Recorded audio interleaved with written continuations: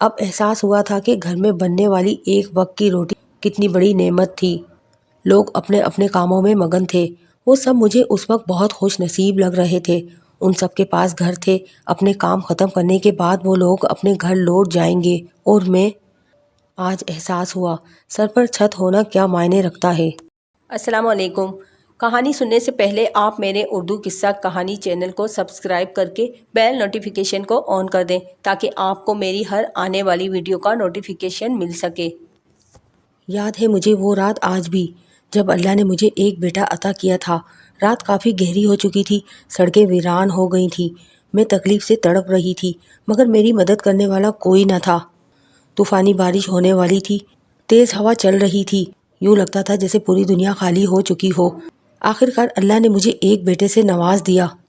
جب میں نے اس کی تصویر دیکھی تھی تو ایک پل کو میں سچے دل سے مسکرا گئی تھی، ایک پل کو میرے سارے غم غلط پڑ گئے تھے۔ پتہ چلا تھا ماں بننے کا مطلب کیا ہوتا ہے۔ آخر میں نے اس کو اپنی گود میں بھر لیا۔ اس کے رونے کی آواز مجھے بہت بھلی لگی۔ ایک دم سے مجھے بلال کی یاد آ گئی۔ یاد آیا کہ ہم دونوں نے اپنے پہلے بچے کو لے کر کیا کیا خواب سجائے تھے، اور آج حقیقت کیا ہے۔ میری آنکھوں سے آنسو جاری تھے۔ 1 گھنٹہ ہی ہوا ہوگا کہ تیز بارش شروع ہو گئی، بچہ بھی میرے ساتھ بھیگنے لگا۔ میں فوراً سے اٹھی اور بھاگتے ہوئے ادھر ادھر کوئی ایسی جگہ ڈھونڈی جہاں بارش نہ پڑ رہی ہو۔ سوچا کسی کا در کھٹکا کر مدد مانگ لوں، مگر بچے کو اکیلا یہاں چھوڑ کر بھی نہ جا سکتی تھی، اور نہ ہی اسے بارش میں ساتھ لے جا سکتی تھی۔ وہیں بیٹھی بارش تھمنے کا انتظار کرنے لگی کہ میں نے محسوس کیا کہ بچہ سانس رک رک کر لے رہا ہے۔ شاید بارش کا پانی اس کے منہ میں جانے کی وجہ سے ایسا ہوا۔ میں بری طرح پریشان ہو گئی۔ اس کی کمر تھپ تھپانے لگی۔ اپنے طور سے پوری کوشش کی، مگر کوئی فائدہ نہیں ہوا۔ چاروں ناچار میں بچے کو یہاں چھوڑتے ہوئے کسی کی مدد لینے دوڑی۔ 2-3 گھروں کے دروازے کھٹکھٹائے، مگر کوئی دروازہ نہ کھلا۔ وہاں ایک کتا میرے بچے کے پاس آ گیا۔ میں بھاگتے ہوئے وہاں پہنچی، تب تک کتا اس کی ناک نوچ چکا تھا۔ میں نے کتے کو بھگایا، ہر طرف خون ہی خون ہو رہا تھا۔ بچہ بری طرح رو رہا تھا۔ نہیں بتا سکتی اس وقت میری حالت کیا تھی۔ میں اس کو گود میں بھر کر بیٹھی رہی اور بارش تھمنے کی دعا مانگتی رہی۔ بارش تو نہ تھمی، مگر اس معصوم کی سانسیں تھم گئیں۔ میں نے اس کو اپنی گود میں ساکت محسوس کیا تو میرا حلق خشک ہونے لگا۔ وہ بس اتنی سی ہی زندگی لے کر آیا تھا۔ وہ بہت خوبصورت تھا، مگر بہت ہی بدقسمت تھا۔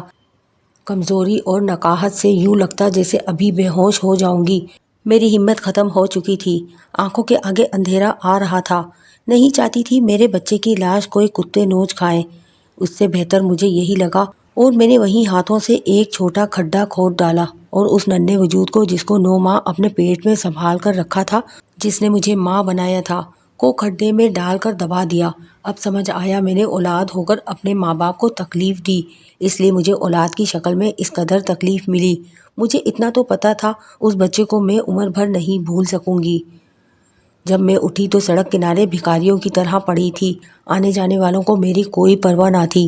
میں اٹھی اور چلتے ہوئے سامنے پہلا جو گھر آیا ادھر دستک دی۔ ایک بوڑھے آدمی نے دروازہ کھولا، وہ شخص شریف لگ رہا تھا۔ میں نے اس سے کہا میری مدد کریں، میں نے 2 دن سے کچھ نہیں کھایا۔ میں رونے لگی تو وہ مجھے اندر اپنے گھر میں لے آیا۔ گھر میں اس نے اپنی بہو کو آواز دی اور کچھ بول کر چلا گیا۔ اس کی بہو بہت اچھی تھی، اس نے مجھے کھانا دیا، کپڑے بدلوائے، بہت ہی غریب سے تھے مگر اچھے تھے۔ اس کا نام ہنا تھا۔ ہنا نے مجھے دوائی دے دی، اور پھر میں کب سوئی مجھے نہیں پتا۔ آرام سکون سے سوتی رہی، مجھے کسی نے ڈسٹرب نہ کیا۔ کچھ دن انہوں نے مجھے پناہ دی۔ اس کے بعد میرا ایک جوان عورت کا یوں اس طرح 2 مردوں والے گھر میں رہنا مناسب نہ تھا۔ تب ایک دن اس بوڑھے آدمی نے مجھے نکاح کی دعوت دی۔ میرے وہم و گمان میں بھی نہ تھا۔ پہلے تو دل بالکل نہ مانا، مگر حالات کو دیکھتے ہوئے میں نے ہاں کر دی تھی۔ جس دن میرا نکاح شیر خان سے ہوا، مجھے گھر والوں کی بہت یاد آئی تھی۔ آج میری شادی تھی اور میں نے سوچا بھی نہ تھا کہ اس طرح سے ہوگا۔ میری شادی سادگی سے گھر پر نکاح ہوا۔ مجھے سرخ جوڑا پہنایا جا رہا تھا۔ رہ رہ کر بلال کے دکھائے جھوٹے خواب یاد آ رہے تھے۔ وہ تو کہتا تھا تم صرف میری دلہن بنو گی۔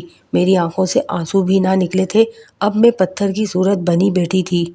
اوپر سے تو مجھے سجا دیا گیا تھا، مگر کوئی نہ جانتا تھا میرے اندر ایک سوگوار ماں تھی۔ اس دن میں شیر خان کی بیوی بن گئی تھی، اور وہ میرا شوہر۔ کچھ بھی تھا، مگر میرے لیے وہ ایک محافظ تھا۔ اور ایک محفوظ چھت دینے والا۔ میں نے فیصلہ کیا آج سب کچھ بھلا کر میں سچے دل سے شیر خان کو اپنا لوں گی، اور میں نے یہی کیا۔ اس کی دل و جان سے خدمت کرتی۔ وہ اور اس کا بیٹا دن بھر مزدوری کرتے، رات کو لوٹ آتے تو ہم سب بیٹھ کر ساتھ کھانا کھاتے، تو احساس ہوتا کہ میں دنیا میں اکیلی نہیں ہوں، یہ سب میرے اپنے ہیں۔ اس موڑ پر زندگی کچھ پرسکون لگنے لگی تھی، مگر شاید مجھے راز نہ آ سکی۔ کچھ دن یہاں رہنے کے بعد شیر خان مجھے اپنے ساتھ ان کے گاؤں ایبٹ آباد لے آیا۔ ہم کسی شادی پر گئے تھے کہ وہاں ایک امیر کبیر شخص کو میں پسند آ گئی، اور شیر خان نے مجھے اس شخص کو فروخت کر دیا، اور ایک بار پھر مجھے میرا گھر چھوڑنا پڑا۔ کتنی محبت اور لگن سے یہ گھر سجایا اور بنایا تھا، اور ایک بار پھر گھر سے زبردستی نکال دی گئی۔ میں نے تب سوچا اپنے گھر کی دہلیز پار کرنے کی یہ سزا ہے کہ آج نہ چاہتے ہوئے مجھے اپنا گھر، اپنی یہ چھوٹی سی دنیا چھوڑ کر ایک بار پھر اس ظالم زمانے کے رحم و کرم پر چلنا پڑے گا۔ جس نے مجھے خریدا تھا میں نے اس کی بس ایک ہی جھلک دیکھی تھی، وہ دیکھنے سے ہی کوئی بدکار انسان لگتا تھا۔ کل میری طلاق کی تمام تر کارروائی پوری ہونے والی تھی، اور مجھے اس شخص کے ساتھ جانا تھا۔ اس رات میں گھر سے بھاگ گئی تھی، مگر وہ بہت اثر و سروخ والا بندہ تھا۔ اس کے آدمیوں نے 2 دن میں ہی مجھے ڈھونڈ نکالا تھا۔ پھر اس نے نفرت میں آ کر مجھے ایک کال کوٹری نما کمرے میں قید کر دیا۔ وہ ایک گھر تھا، آبادی سے دور، آس پاس کوئی گھر نہ تھا، 1-2 انسان آتے جاتے دیکھ جاتے۔ ایک گورنمنٹ کا اسکول تھا جو شاید سالوں سے بند تھا۔ اس گھر میں سارا دن میں اکیلی رہتی، دم گھٹتا تھا میرا، چیخ چیخ کر روتی، سر پیٹتی تھی، مگر سننے والا کوئی نہ تھا۔ وہ روز رات کو آتا تھا اور اپنا مقصد پورا کر کے صبح چلا جاتا تھا۔ مجھ سے اپنے جوتے اترواتا، پیر دھلواتا، بال نوچتا، تشدد کرتا تھا، کیونکہ میں نے بھاگ کر اس کی جھوٹی انا کو للکارا تھا، جس کا بدلہ وہ یوں مجھ سے لے رہا تھا۔ خیر میری آنکھ سے اب آنسو نہ گرتا، میں پتھر کی سی ہو گئی تھی۔ مجھے اس کے ایسے رویے کی عادت ہو گئی تھی۔ 8 ماہ گزر گئے تھے۔ اس کے بعد اس نے مجھے ایک بازارو عورت بنا دیا۔ گھر میں مردوں کو بلاتا، اچھے پیسے لے کر مجھے ان کے سامنے پیش کرتا۔ ہزاروں مرد آ چکے تھے یہاں۔ اب تو مجھے میرے وجود سے نفرت آتی تھی، یوں لگتا تھا میں پیدا ہی دوسروں کی تفریح کے لیے ہوئی ہوں، میرا اپنا کوئی وجود نہیں۔ میرے جسم پر بہت سے دانے بن رہے تھے، جس کی وجہ سے مجھے بہت بخار تھا، جسم تپ رہا تھا، مگر پھر بھی مجھ سے وہ کام لیا جا رہا تھا، میرا کوئی علاج نہ ہو رہا تھا۔ میں بہت تکلیف میں تھی، بالکل جوان ہو کر بھی خود کو ایک بوڑھی محسوس کرنے لگی تھی، یوں لگتا جسم تو کب کا درندوں نے نوچ کھایا، اب ہڈیاں بھی گل رہی تھیں۔ دوپہر کا وقت تھا، آج اسد اس نے مجھے خرید رکھا تھا، نے آنا تھا۔ اس کو گھر گندا بالکل پسند نہ تھا، تب ہی میں گھر کے کام میں مصروف تھی۔ کپڑے دھو کر اوپر دیوار پر ڈالے تھے، وہ اٹھانے جا رہی تھی۔ میری طبیعت بالکل ٹھیک نہیں تھی، دانوں میں پس پڑ رہی تھی، کوئی اسکن انفیکشن ہوا تھا جس کا علاج نہ کروانے پر وہ بڑھ رہا تھا۔ کمزوری سے مجھے چکر آ گیا، میں گر گئی، نیم بے ہوش تھی۔ گھر میں کوئی تھا ہی نہیں جو میری مدد کرتا۔ میں تیز دھوپ میں وہیں اوندھے منہ پڑی رہی۔ دھوپ میرے جسم کو جھلسا رہی تھی، میرے بدن میں ذرا سی بھی طاقت نہ تھی۔ اس پل محسوس ہوا شاید جان اس بھاری وجود کے بوجھ سے آزاد ہو رہی ہے۔ یہ خیال میرے لبوں پر سکون لے آیا۔ میری نظر کے سامنے امی، ابو، بہن، بھائی گھومنے لگے، ان کی آوازیں کانوں میں پڑنے لگی تھیں، مگر میں اتنی بدقسمت تھی، میں مری نہیں، اس دن بھی میں بچ گئی تھی۔ جب اسد کو یہ لگنے لگا کہ میں اب اس کے کسی کام کی نہ رہی، تو اس نے اپنے ایک خاص آدمی کو یہ کام سونپا کہ مجھے کسی ویران جگہ پر لے جا کر قتل کر دے۔ رات کا وقت تھا، میں سو رہی تھی، بخار اب بھی تھا کہ اچانک شور سے میری آنکھ کھلی تو سامنے ایک شخص کھڑا تھا۔ اس نے اپنا چہرہ چھپا رکھا تھا اور مجھ پر گن تانی ہوئی تھی۔ پھر مجھے بازو سے پکڑ کر وہ صحن میں لے آیا، مجھے گھٹنوں کے بل بٹھا دیا۔ میں نے اس سے کوئی سوال نہ کیا، نہ کوئی خوف آیا مجھے، میں نے بس اپنی آنکھیں بند کر لیں۔ تمہیں ڈر نہیں لگا؟ اس نے سوال کیا، جس پر میں نے نفی میں سر ہلا دیا اور کہا، تم تو میرے محسن ہو جو مجھے اس جہنم سے نجات دینے آ گئے ہو، ورنہ یہ کمبخت جان نکل ہی نہیں رہی تھی، مجھے آرام نہیں آ رہا تھا۔ میری ذات پر اس کو حیرت کا ایک جھٹکا ضرور لگا۔ وہ کچھ دیر خاموش سا کھڑا رہا، پھر بولا، کیا نام ہے تمہارا؟ نیلم، جس پر وہ لڑکھڑا سا گیا اور 2 قدم پیچھے ہوا اور گن ایک طرف رکھ کر رخ پھیر دیا۔ مجھے یہ بالکل اچھا نہ لگا، میں چاہتی تھی جلدی وہ میری روح کو آزاد کرے۔ میں اس کے پیر پڑنے لگی کہ مجھے مار دے۔ جب اس نے ایسا نہ کیا تب میں نے کانپتے ہاتھوں کے ساتھ اس کی گن اٹھا لی اور اپنے سر پر رکھ کر چلا دی، مگر اس نے بڑی پھرتی سے گن کا رخ اوپر کی طرف کر دیا۔ مجھے ایسا لگا جیسے میرے پیروں میں جان نہ رہی ہو۔ میں روتے روتے اس کے قدموں میں گر گئی۔ میری سزا کو کم کر دو، مجھے مرنے دو، مجھے کیوں نہیں مار رہے؟ میں عرصے بعد دھاڑے مار مار کر روئی تھی۔ اس نے مجھے رونے دیا، وہ ویسے ہی کھڑا رہا، پھر میرے ساتھ زمین پر بیٹھ گیا۔ ہم دونوں کی نظر ملی۔ اس کی آنکھیں خوبصورت تھیں اور پلکیں بھیگی ہوئی۔ کون ہو تم؟ اس نے پوچھا تو یوں لگا برسوں بعد کوئی اپنا ملا ہو جیسے۔ پتہ نہیں کیوں ایسا لگا تھا۔ میں نے اب بولنا بالکل چھوڑ دیا تھا، مگر اس کے ایک بار پوچھنے پر سب کچھ اسے کہتی گئی۔ تم کون ہو؟ اب میرا سوال تھا، جس پر وہ بولا، ایک گنہگار۔ اس کی آنکھیں نم تھیں۔ میں 21 سال کا تھا، تب کچھ غلط قسم کے دوستوں کی صحبت میں بیٹھ کر غلط روش پر چل پڑا تھا۔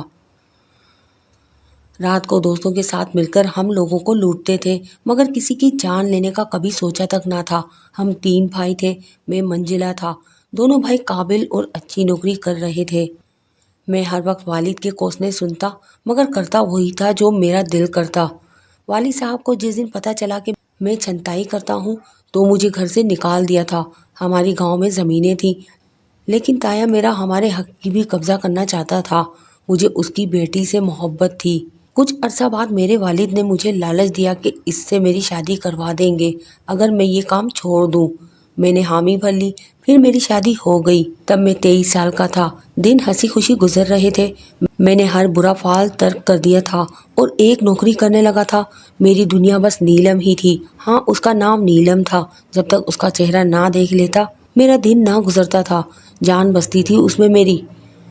پھر زمین پر ہمارے جھگڑے بڑھنے لگے۔ تایا نہ ہمارا حق دیتا تھا اور ہماری زمین پر بھی قبضہ چاہتا تھا۔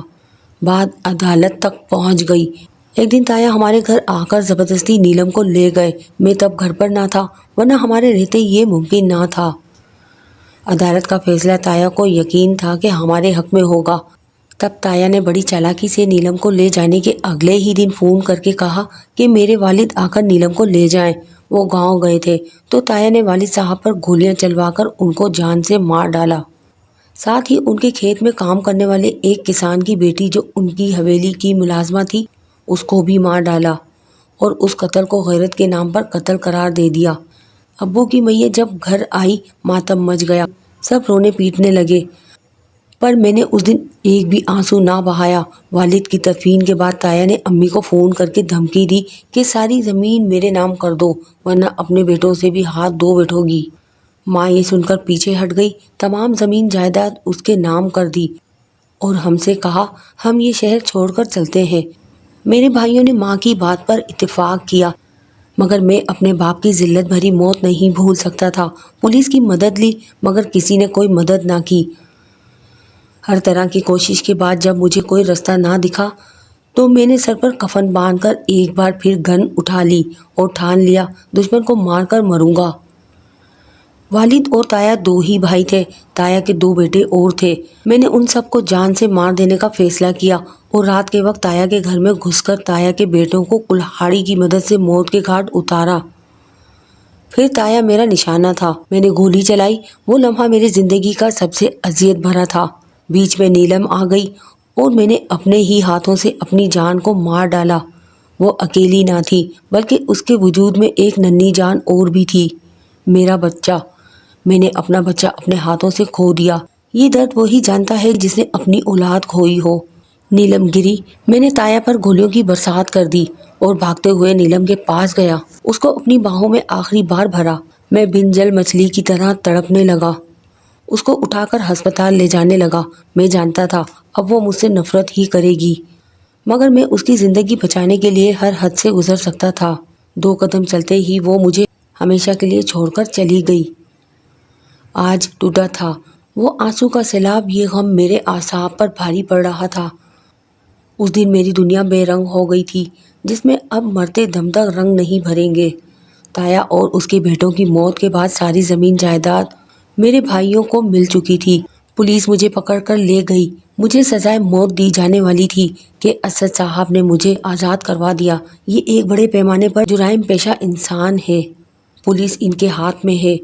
मुझे वो कैसे जानता था और उसने मुझे क्यों छुड़वाया, ये मैं आज तक नहीं जान सका, मगर उसके बाद से लेकर अब तक मैं असद साहब के लिए काम कर रहा हूँ।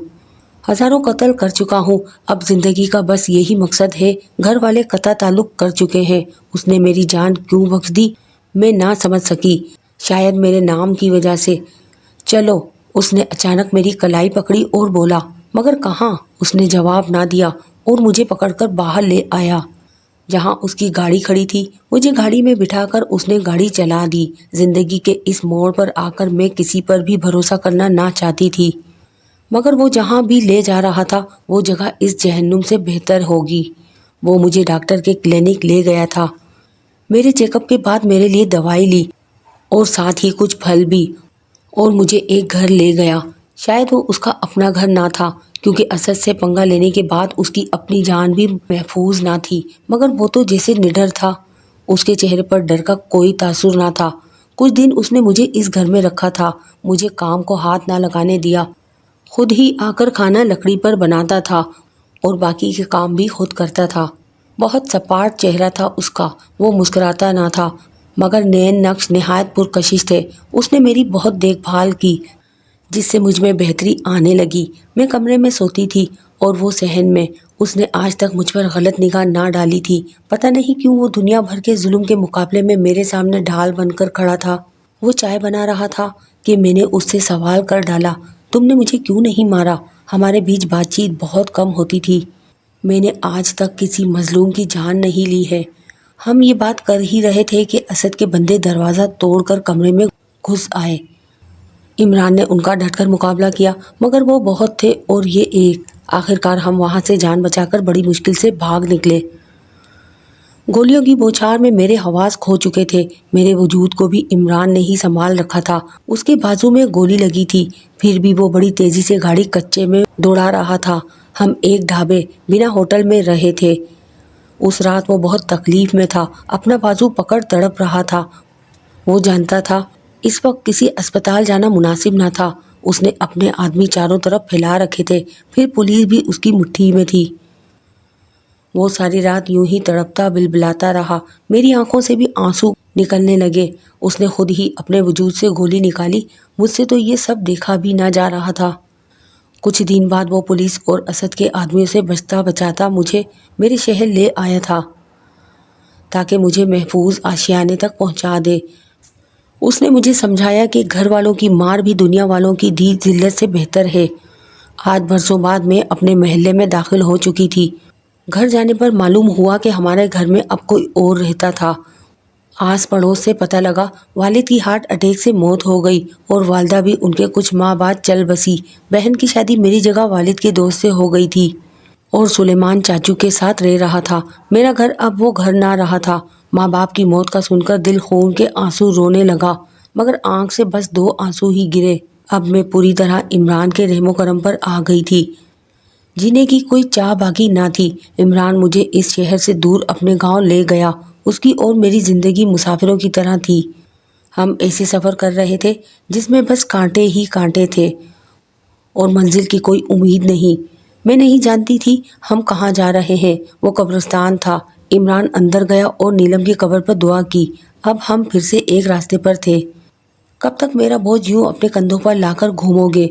मत करो ऐसा। मेरी वजह से असद खान तुम्हारी जान ले लेगा। कब तक मुझे अपने साथ घसीटोगे? बस कुछ दिन और, वो बोला, और फिर गाड़ी में एक तलख खामोशी छा गई।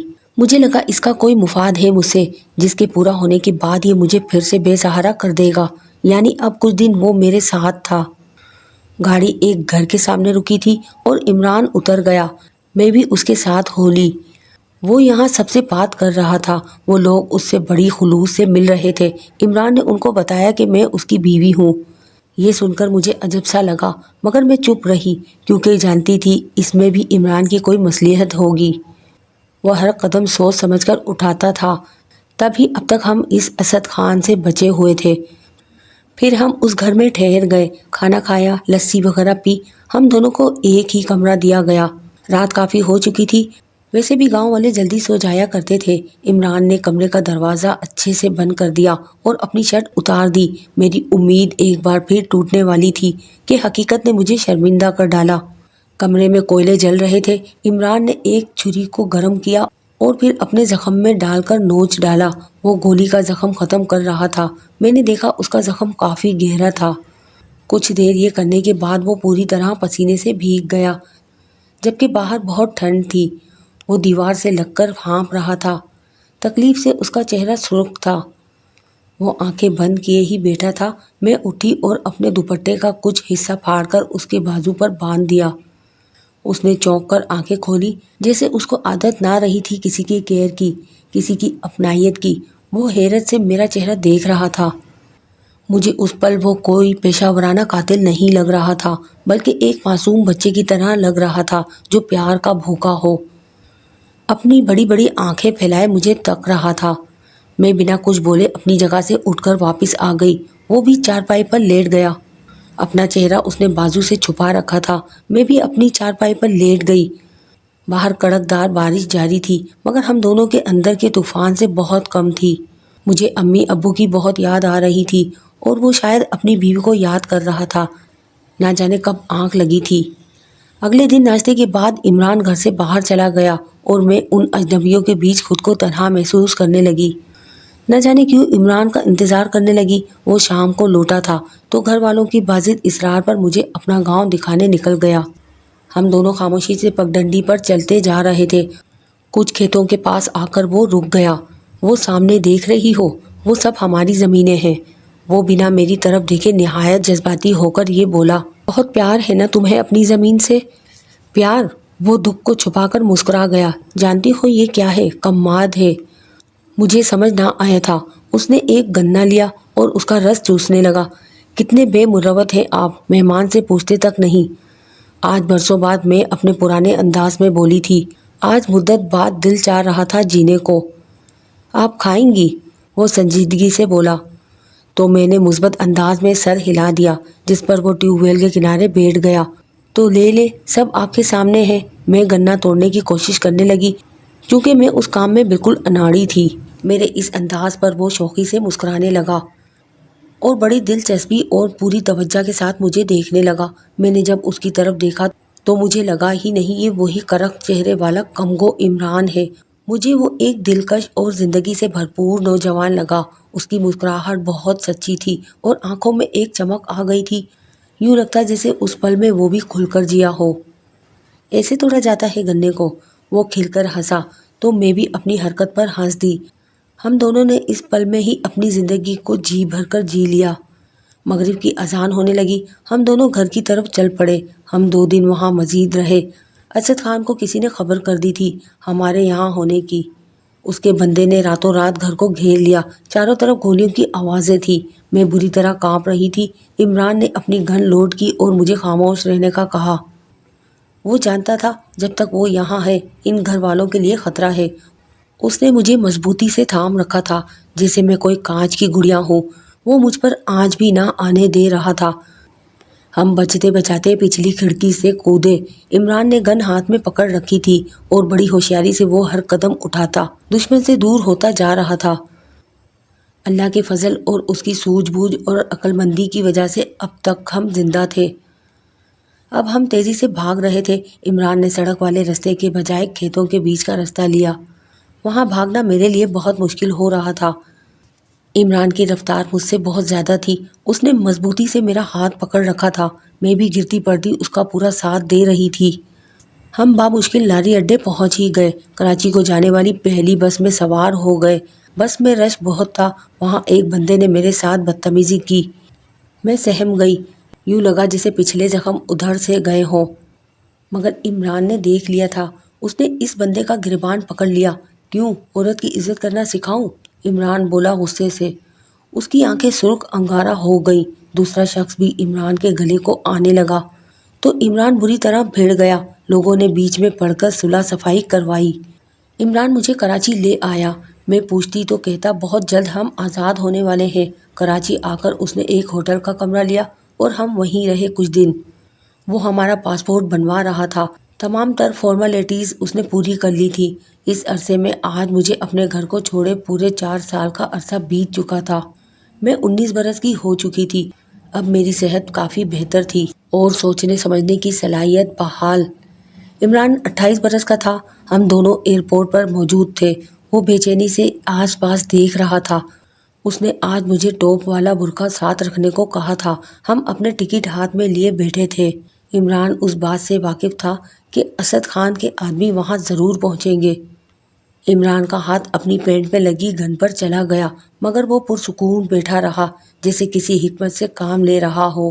اس کے ساتھ کچھ دن گزار کر مجھے اندازہ ہو گیا تھا وہ بہت ذہین اور تیز دماغ کا مالک تھا۔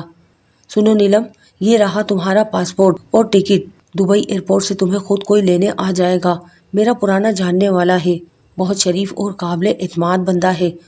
وہ وہاں تمہیں کوئی چھوٹی موٹی مگر عزت دار نوکری دلوا دے گا۔ اب تم یہ برقع جلدی سر پر ڈالو اور جاؤ، سامنے جو عورتیں بیٹھی ہیں ان کے پاس جا کے بیٹھ جاؤ۔ وہ لوگ تمہیں نہیں پہچان سکیں گے۔ جلدی جاؤ، اس سے پہلے وہ میرے ساتھ تمہیں دیکھ لیں۔ اس کے الفاظ مجھ پر بجلی گرا گئے۔ اور تم؟ عمران، میں نے پہلی بار اس کو نام سے پکارا تھا۔ میری آواز لرز رہی تھی اور آنکھیں حیرت سے پھیلی تھی۔ دیر مت کرو اور اپنی منزل کا رخ کرو، وہ پریشانی سے بولا۔ مگر تم کہتے تھے ہم دونوں اپنی منزل کو پہنچیں گے۔ میری منزل یہی ہے، ٹھہر جانا ہی میری منزل ہے۔ میں بہت تھک چکا ہوں یوں بھاگتے بھاگتے۔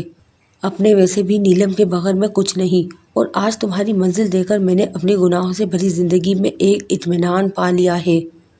مرنے سے پہلے اس کے آخری الفاظ اس نے بے حد اطمینان کے ساتھ ادا کیے تھے، اور گن نکال کر کھڑا ہو گیا۔ تم جاؤ نیلم، جلدی، ان کو تمہاری ہی تلاش ہے۔ بھاگو، میری محنت کو، کوشش کو ضائع مت ہونے دینا۔ میرا مقصد پورا کرو۔ بھاگو نیلم۔ میں اٹھ کر سامنے بیٹھی عورتوں کے ساتھ جا بیٹھی۔ میں نے برقع اوڑھ رکھا تھا۔ انہوں نے عمران کو جیسے ہی دیکھا جنگلی جانور کی طرح اس پر لپکے اور دھڑا دھڑ اس کے جسم میں بیسیوں گولیاں پیوست کر ڈالی۔ آس پاس لوگوں میں بھگدڑ مچ گئی۔ عمران کے ہاتھوں بھی ان کے 3 بندوں کی جان گئی تھی۔ عمران گھٹنوں کے بل گر کر اپنی منزل سے جا ملا۔ یہ منظر میرے لیے بہت کربناک تھا، زندگی جیسے گن گن کے مجھ سے بدلے لے رہی ہو۔ میں بس چپ چاپ بیٹھی آنسو بہاتی رہی۔ میں آج 25 برس کی ہو چکی ہوں اور دبئی میں ایک ہوٹل میں بطور کلرک کام کرتی ہوں اور ایک عزت والی زندگی جی رہی ہوں۔ اب طوفان تھم چکا ہے اور زندگی پرسکون ہے، مگر گزرے دنوں کی یادیں بچی کچی زندگی سے زیادہ طویل ہیں۔